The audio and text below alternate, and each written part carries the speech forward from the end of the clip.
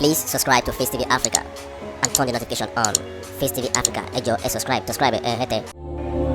Face TV was Swoby. Thank you very much for subscribing to our channel. Really appreciate it. Now, let us move to this topic. Topic ni ma ní agbára. You know, my viewers all over the world, I believe one thing, that everybody needs to respect your culture, the tradition, no matter who you are. Ooni Of Ife, he went to one occasion, I think it's this week, and you know, a lot of dignitaries were there, and many people were, you know, greeting each other. But there was a time when Edochie, you know, came in. We want us to play that video. Let us watch the video, and then we now come back and analyze, so that everybody can understand what I'm trying to point out. Let us watch that video.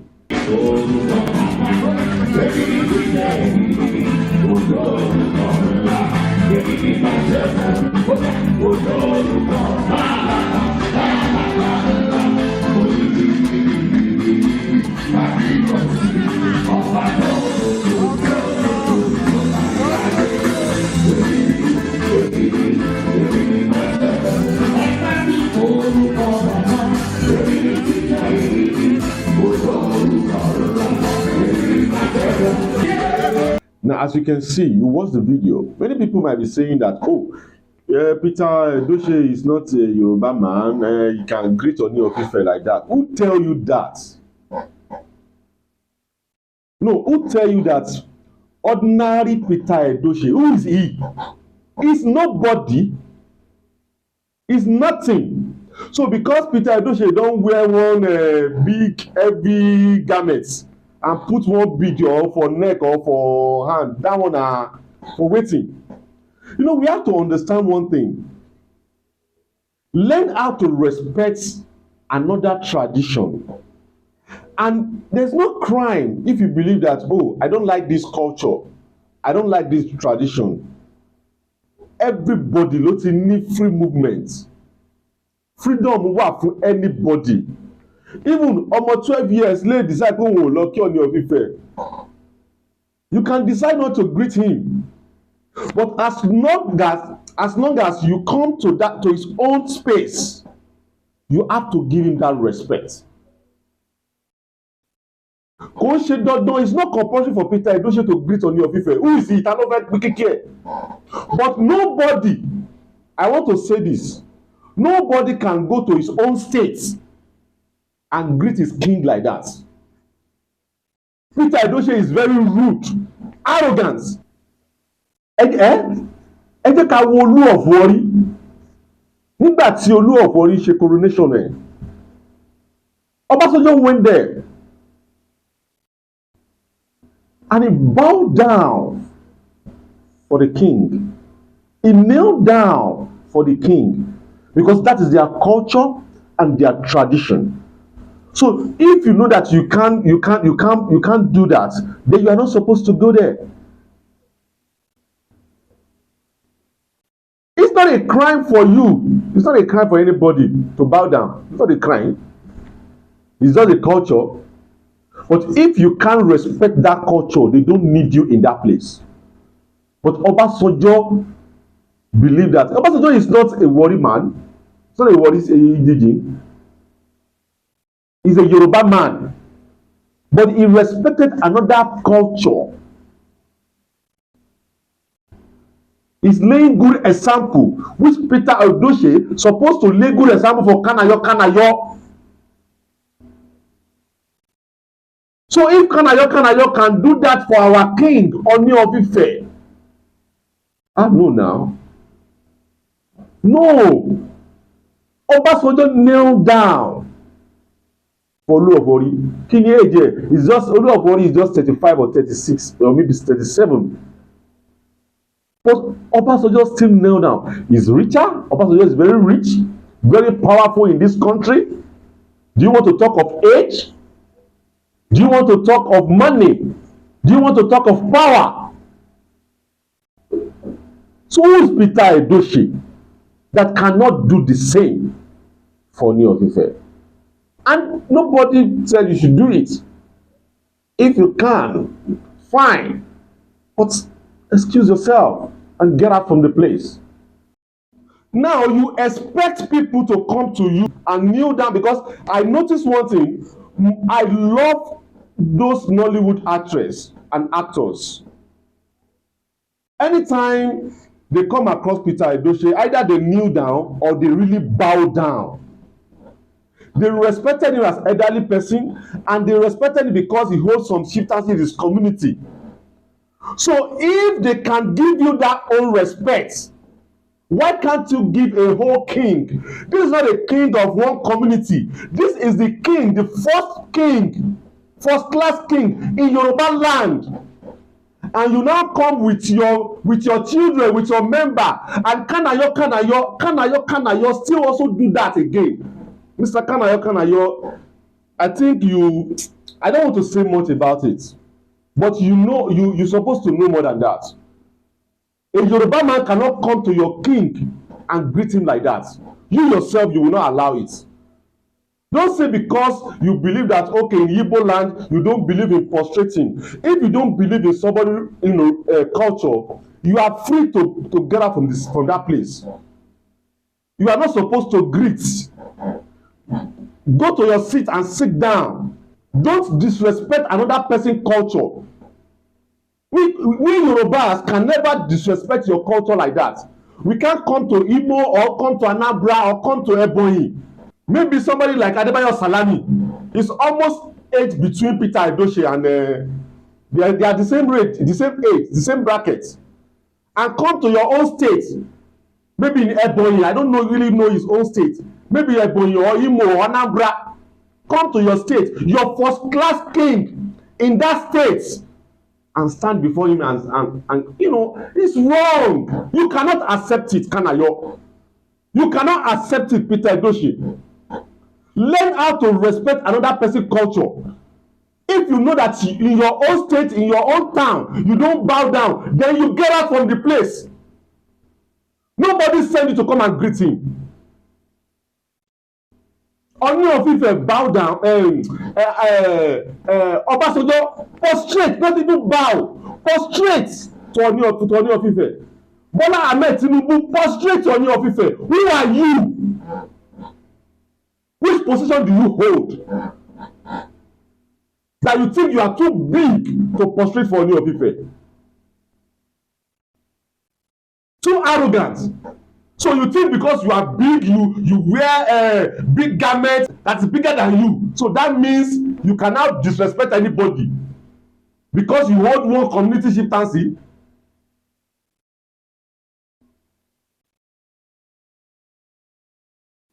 To me, it's not all Igbo that do this, because I've seen a lot of Igbos that came to palace to greet Ooni of Ife, and I see how they greeted him. A lot of events, I noticed how they greeted him. It just appeared that Peter Edochie is very arrogant and very disrespectful. He just believed maybe because of that stature. I don't understand. Who are you, Peter Edochie, for you to greet Ooni of Ife? He's a first-class king in Yoruba land. First-class king. In the whole Yoruba, we have almost 50 million population. So who are you to greet Ooni of Ife like that? If Ooni of Ife accommodates a lot of people, at least give him that respect. Bow down and leave. What is there? What is there? But because now, just see the part that you lay down for Kanayo. Even if Kanayo cannot come back to his senses, that this is a king and not ordinary king. This is not king of Oniro. This is not king of Onibaibao. No, this is the king of Yoruba land, Ooni of Ife. So you greeted him as if you are greeting your colleague. This is rubbish, Mr. Peter Edochie. I don't know who you be, because if you think that you can rubbish Yoruba culture, we are going to rubbish you, because you are nothing. You are nobody. If it's Yoruba that disrespect your king like that, I will come out and talk. You disrespect my tradition, my heritage. I'm not forcing you to prostrate. I'm not forcing you to bow down. It's not compulsory. If you know that you can't do that, there is a way you can do it. Just, go to your seat and go and sit down. Nobody sent you to come and greet. Nobody sent you to come and greet. You can go and sit down. Who are you? Who you be? Yoruba can never disrespect your tradition like that. It's not possible. But to me, I believe that Igbos respect their tradition and heritage. So Peter Edochie, you are wrong, and try to look for a way. I'm not saying to go to his palace and it's not compulsory for you to prostrate. We can't force our culture on you, no. But don't disrespect it. If you know that you can't do it, go and sit down. There is no wahala in it. You go and sit down. Sit down where you dey, and leave our king where he is. And to my king, Ooni of Ife, Kábíyèsí, Oba Adeyeye Enitan Ogunwusi, please, ẹ̀yin amẹ́sẹ̀ tẹ́ wà ń bẹ̀, kí ló ṣẹlẹ̀ náà? Ẹ̀yin amẹ́sẹ̀ Ooni of Ife. Nígbà tẹ́ ti rí kíní ẹ̀ máa pagbo ká ni, ẹ gbá ọwọ́ ẹ̀ dànù. Ọwọ́ kí ló ń gbé bọ̀? Ọwọ́ rádaràda wo nìyẹn? Kí lẹ̀yin amẹ́sẹ̀ Ooni of Ife ń ṣe ń bẹ̀? Ẹ̀yin amẹ́sẹ̀, that is your responsibility to protect him. Ooni of Ife lè jẹ́ ọmọ kékeré, but at least kò lè dá ṣe gbogbo ẹ̀. Ẹ̀yin lẹ mọ̀ bẹ́ ṣe lè protect heritage yẹn. You are the one that's supposed to protect the heritage, to protect our culture, and that's why you are there. Ooni of Ife is giving you a lot of connection, money, everything. So do your job. Ṣé ó dàbí kẹsàn-án wípé kí Buhari òun ni kò ṣe nípa transportation, òun ni kò ṣe nípa works? No, he can't do it alone. King cannot do it alone. Kábíyèsí ò lè dá ṣe. Ẹ̀yin amẹ́sẹ̀ tẹ́ wà ń bẹ̀, ẹ̀yin lẹ máa jókòó tẹ́ máa wò pé báwo ìṣẹ̀lẹ̀ ṣe lè ṣe kíní tó máa gúrégé. So ẹ̀yin amẹ́sẹ̀ lẹ lè bá wa ṣe iṣẹ́ yẹn. If anybody is coming to your king, tó fẹ́ wá bá ọba yín, tó fẹ́ kíní kí àbùkù, ẹ jọ̀ọ́ ẹ gbá ọwọ́ ẹ̀ dànù. Tẹ́ ẹ bá dẹ̀ lè gbá ọwọ́ ẹ̀, ẹ rọra blọ́ọ̀kì ẹ̀, kò sí wàhálà ń bẹ̀. Ẹ blọ́ọ̀kì ẹ̀. Because àrífín yẹn ti fẹ́ pọ̀ jù. A lè sọ pé kí kábíyèsí má jáde. A lè sọ pé kí kábíyèsí má jáde torí kábíyèsí yìí kéré. But Ooni of Ife, ẹ jọ̀ọ́ kábíyèsí, ẹ má jẹ́ ká disrespect culture wa. Ẹ má jẹ́ ká wò ó pé torí pé aláti jáde, aláti súnmọ́ àwọn èèyàn, aláti ní connection, aláti jẹ́ ẹ̀sà, ẹ ti ní connection yẹn. Nobody in this country, I'm not saying in Africa now, even in Brazil, Portuguese, they respected you. They love our culture and they love our tradition. Àwa jẹ́ la máa fi àyè yẹn sílẹ̀. So kábíyèsí ẹ jọ̀ọ́, ẹ bá wa ṣàtúnṣe. Gbogbo òde náà kọ́ ni ó máa invite wa sí torí ẹ̀yin lẹ represent ilẹ̀ Yorùbá, ẹ̀yin lẹ represent wa. Tẹ́ bá fẹ́ lọ síbì kan ní kẹ́ má jáde, ọ̀dọ́ lọ́lọ́run yìí ṣe yín, àmọ́ bàbá lẹ jẹ́ sí gbogbo àwọn Yorùbá. Nǹkan náà àwọn ọmọ yín sìn ló fẹ́ di president orílẹ̀-èdè Nàìjíríà sìn. Ẹ rántí nígbà yẹn, nígbà tí Bọ́lá Ahmed Tinubu, our president, Jagabambogun, tí ó fẹ́ tóun náà fẹ́ ṣàṣìṣe bẹ́ẹ̀ yẹn, ajáde asọ̀rọ̀ náà ká tó wá sọ talking of Professor Peter Edochie. Who is he? The man is very arrogant. If you are big, you just big for nothing. Because for you to disrespect somebody like that, it shows that you don't deserve respect. Peter Edochie, you don't deserve respect. Because you ridicule our crown. Yoruba people can never do that to your king. How old are you? 76 years old. King Sunny Ade is 76. King Sunny Ade is 76 years old. Come there immediately. Let them put you beside and see. So you are just big.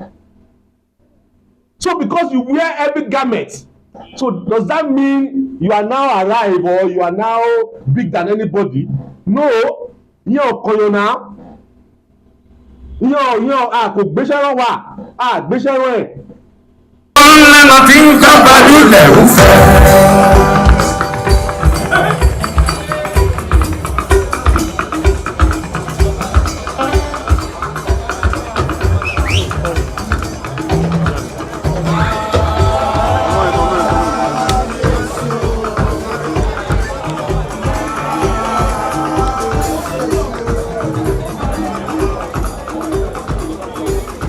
Agogo ńlá fi ń kábà lulẹ̀ ń fẹ́.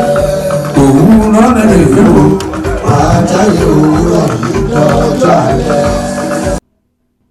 It's painful. We are not forcing this culture on you. You are free to do anything you want to do, but don't come near him. Go and sit down. Gbéra ẹ lọ jókòó, má dress ara ẹ. See that Kanayo cannot even bow down. You're also doing rubbish. What is it?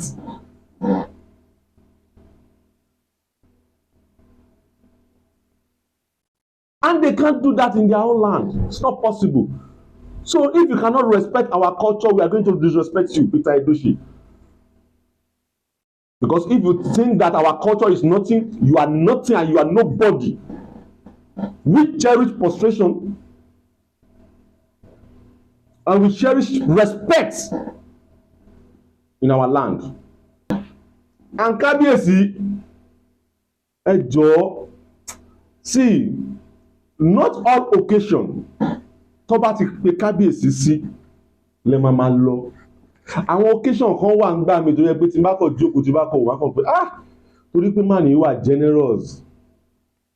Ẹ kúnyàn mọ́ra, ẹ fẹ́ bring ara yín down. Thank you very much for doing that.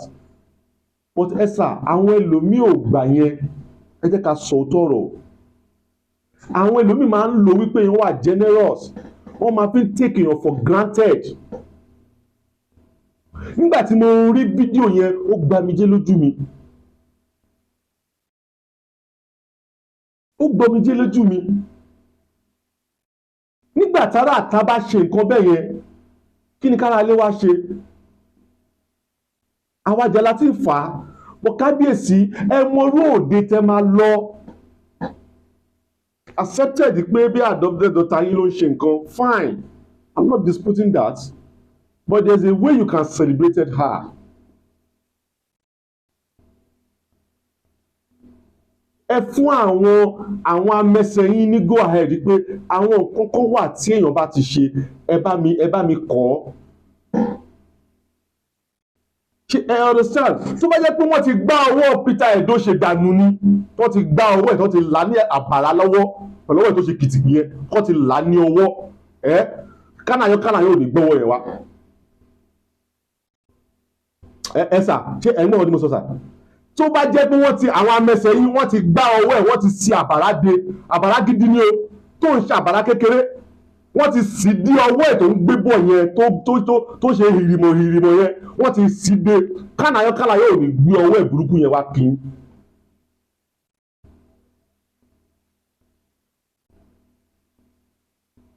So kábíyèsí a gbọ́ nígbà kan rí pé Ọọ̀ni of Ife ò jáde rí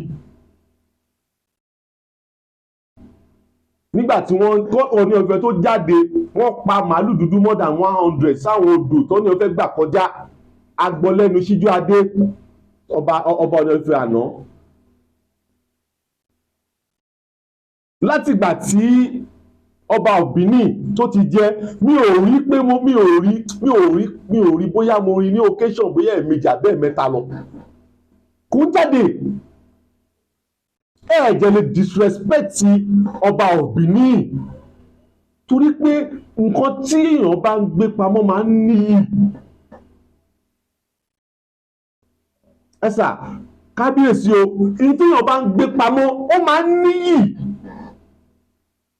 ẹ má jẹ́ kó lo wípé torí pé ẹ wà generous ẹ kóyàn mọ́ra yẹn ẹ má jẹ́ kó lo gbogbo ẹ̀ àwọn obìnrin èmi rẹ pé wọn ò tiẹ̀ jẹ́ nǹkan kan àwọn akúnlẹ̀ pẹ́ṣẹ́pẹ́ṣẹ́ àwọn fẹ́ invite Ooni of Ife àwọn fẹ́ ṣe kí ni kan mo lẹ́yìn lọ́dọ̀ ká ó máa invite Ooni of Ife Ooni of Ife lẹ́wọ́ sọ di kábíyèsí